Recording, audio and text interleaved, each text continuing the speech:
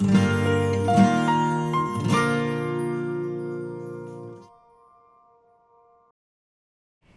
I'd like to talk to you a little bit about memory wire and show you a couple of finishing techniques. The memory wire comes in 3 sizes.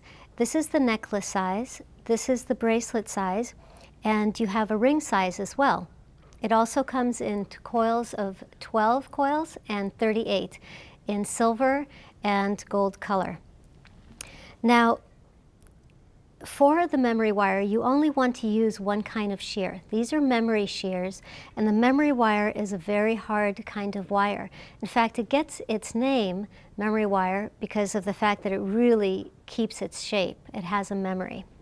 So please just use this shears because you might ruin another pair of snippers. The first technique that we're going to show you is how to make a loop on the end of the memory wire coil.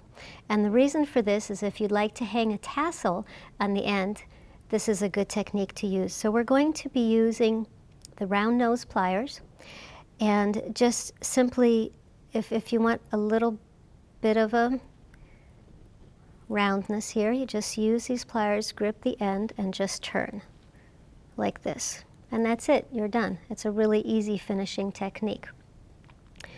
For the next finishing technique, we're going to be using some beads that were specially designed for memory wire. And what they have is a hole on one side, and they don't have a hole on the other side. They come actually in 2 different sizes, small and large, in silver, gold plate, and stainless steel. For this technique, we're going to be using a 5-minute 2-part epoxy. And I'm just going to break off the end here, like so.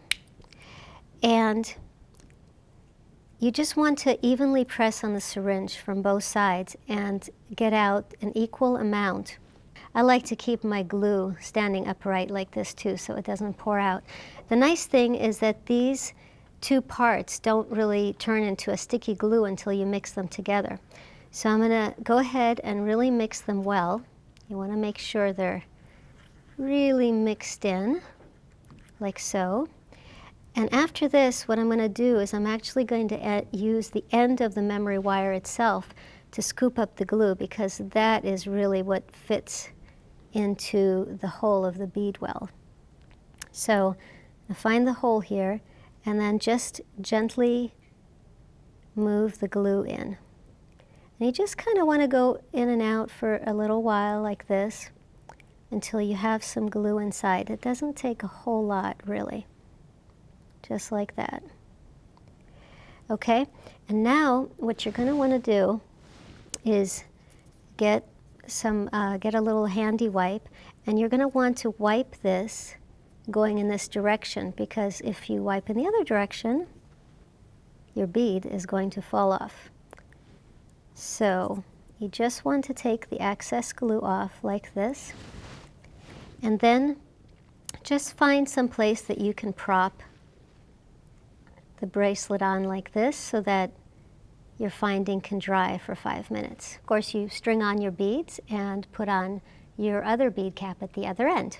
Memory wire has a lot of great uses. These watch bands are a good example. They just look so good on your wrist.